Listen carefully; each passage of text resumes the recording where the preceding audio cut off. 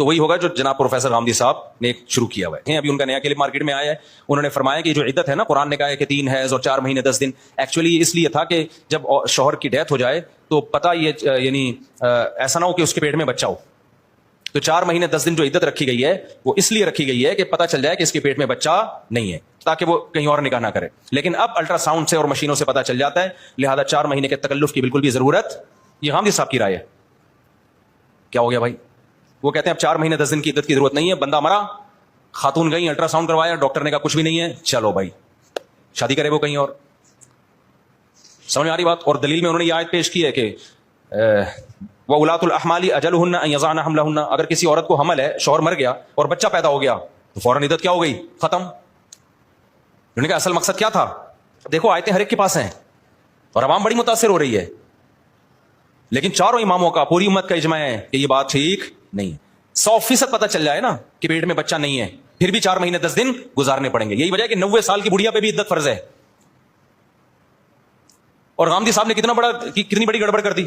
اگر یہی کانسیپٹ ٹھیک ہے, بچہ جب پیدا ہو جائے تو عدت ختم, تو بچے والی عورت کو اسلام نے اس عدت سے مستثنا کیا ہے اصل میں.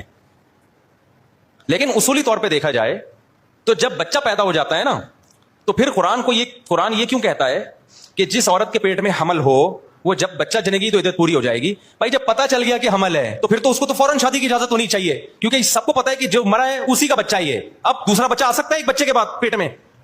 میڈیکل سائنس تو کہتی ہے کہ جب پیٹ میں بچہ ہوگا تو رحم کا منہ بند ہو جاتا ہے, دوسرا بچہ پیدا اس سے جڑواں بچے ایٹ اے ٹائم ہی میاں بیوی کا جو ریلیشن ہوتا ہے نا, ایک ہی وقت میں جڑواں کا حمل ٹھہرتا ہے. ایسا نہیں ہوتا کہ ایک بچہ کا حمل آج ٹھہرا اور ایک ہفتے بعد. تو اس سے تو ہونا یہ چاہیے کہ غامدی صاحب یہ فتویٰ دیں کہ جس عورت کے حمل ٹھہر گیا, شوہر مر گیا اور سب کو پتہ چل گیا کہ پیٹ میں بچہ ہے, پہلا 2 دن کا نہیں ہے بلکہ پتہ چل گیا, تو پھر عدت وضع حمل نہیں ہونی چاہیے, بلکہ فوراً شادی کرے, کیونکہ اب نسب میں گڑبڑ نہیں ہو سکتی. سب کو پتا ہے یہ پرانے والے کا بچہ ہے. نیا اگر اس عورت سے بیوی بنا کے ریلیشن قائم بھی کرتا ہے تو بچہ نئے کا نہیں ہوگا, بچہ کس کا ہے؟ پرانے کا ہے. تو نسب میں کوئی خلل پیدا ہو رہا ہے. لیکن غامدی صاحب بھی میرا خیال اس کے قائل نہیں ہے. وہ بھی کہیں گے نہیں, قرآن نے کیا کہا ہے کہ جب تک بچہ عورت جن نہیں لیتی وہ کہیں اور شادی نہیں کر سکتی. تو غامدی صاحب کے اصول کے مطابق, غامدی صاحب نے جس اصول کی بیس پہ مسئلے کی بنیاد رکھی ہے وہ اصول کیا ہو گیا؟ بولو نا, ختم. یہ میں اس لیے کہہ رہا ہوں اگر 4 اماموں کو فالو نہیں کرو گے تو جناب غامدی صاحب کو فالو کرنا پڑے گا آپ کو, اور اس طرح کی چیزیں مارکیٹ میں آئیں گی. اور ایک اور میرا سوال ہے جناب پروفیسر غامدی صاحب سے کہ اگر عدت کا مقصد یہی تھا, یہ بھی ہے عدت کا مقصد, لیکن صرف یہ نہیں ہے, میں آپ کو بتاؤں گا ہے کیا. اگر عدت کا مقصد صرف یہ ہوتا کہ پتہ چل جائے کہ بچہ نہیں ہے. اب غامدی صاحب کہتے ہیں ایک عورت کو طلاق ہوئی, قرآن کہہ رہے 3 حیض, یہی کہہ رہے ہیں نا قرآن, 3 حیض گزرے بغیر وہ عورت کہیں شادی نہیں کر سکتی. اب سوال پیدا ہوتا ہے, وہ غامدی صاحب کہتے ہیں اس کی وجہ یہ ہے کہ یہ پتہ چل جائے کہ حمل نہیں ہے, لہٰذا اگر الٹرا ساؤنڈ سے پتہ چل گیا یا اور کسی ذریعے سے 100% یقین ہو گیا کہ حمل نہیں ہے تو جہاں چاہے شادی کرے وہ. ہم کہتے ہیں نہیں, 100% پتہ چل جائے پھر بھی جب تک 3 حیض نہیں گزریں گے. اور ہم نہیں کہہ رہے, صحابہ تابعین سارے ائمہ مجتہدین سب یہی کہہ رہے ہیں. میرا سوال غامدی صاحب سے یہ ہے کہ اگر حیض کا مقصد یہ تھا کہ پتہ چل جائے اس کے بچہ نہیں ہے تو اس کے لیے 3 حیض کے تکلف کی ضرورت نہیں ہے, وہ 1 حیض سے بھی پتہ چل جاتا ہے.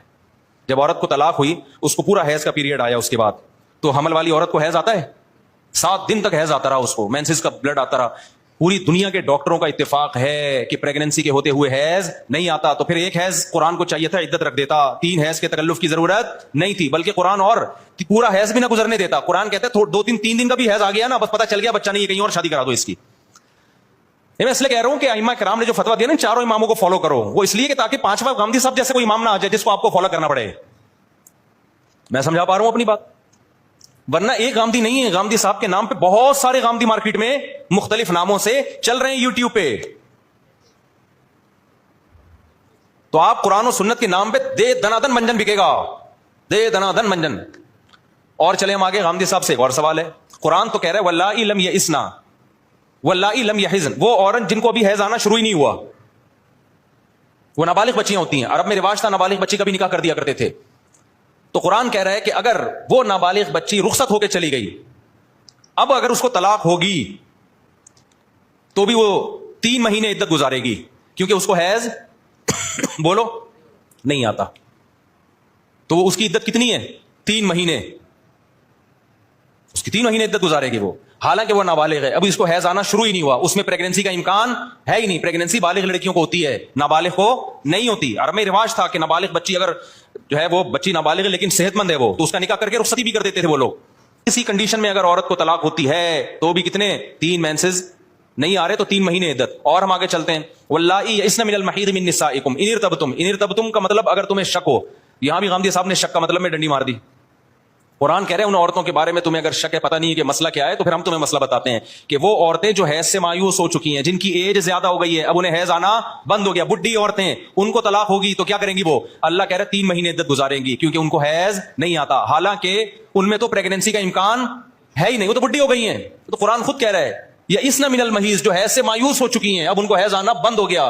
اب اگر ہم کہیں کہ وہ طلاق کے بعد کہیں اور شادی کرنے کے لیے 3 حیض چاہیے تو صدیاں گزر جائیں گی, بیچاری کو حیض آئے گا ہی نہیں. تو اللہ میاں نے کہا کہ جن کو آنا شروع نہیں ہوا یا جن کو آ کے ختم ہو گیا ہے ان سب کی عدت کتنی ہے؟ 3 مہینے. حالانکہ جس کو آنا شروع نہ ہو اس کی بھی پریگنینسی نہیں ہوتی, جس کو آ کے ختم ہو جائے اس کو بھی پریگنینسی نہیں ہوتی, لیکن پھر بھی قرآن کیا بیان کر رہا ہے؟ 3 مہینے عدت. سمجھتے نہیں ہو بات کو؟ جب نہیں پڑھو گے رات کو تو کیسے سمجھو گے بات کو؟ اس لیے ہم جو کہتے ہیں نا ابو حنیفہ یا شافعی یا مالک یا احمد بن حنبل کو فالو کر لو, یہ اپنا منجن بیچنے کے لیے نہیں کہ اپنے نام کا منجن, اپنے نام کا تھوڑی ہم منجن بیچ رہے ہیں, ہم تو مجتہدین کی طرف بلا رہے ہیں آپ کو. میں اگر یہ کہتا مجھے فالو کرو, پھر آپ کہتے ہیں مفتی صاحب اپنی دکان چلا رہے ہیں, ہم تو کہہ رہے ہیں ہمیں بھی نہیں کرو, مجتہدین کو فالو کرو, ان کو فالو کرو آپ. تو منجن وہ بیچ رہا ہے جو منجن کا لیبل لگا کے نا لوگوں کو بیوقوف بنا رہا ہے, کیونکہ اگر ان کو نہیں کرو گے تو آج کل کے یہ 15ویں صدی کے جو آج کل مارکیٹ میں آ رہے ہیں نا, ان کو فالو کرنا پڑے گا آپ کو, اور وہ گمراہی کا ایک بازار پھیلا دیں گے.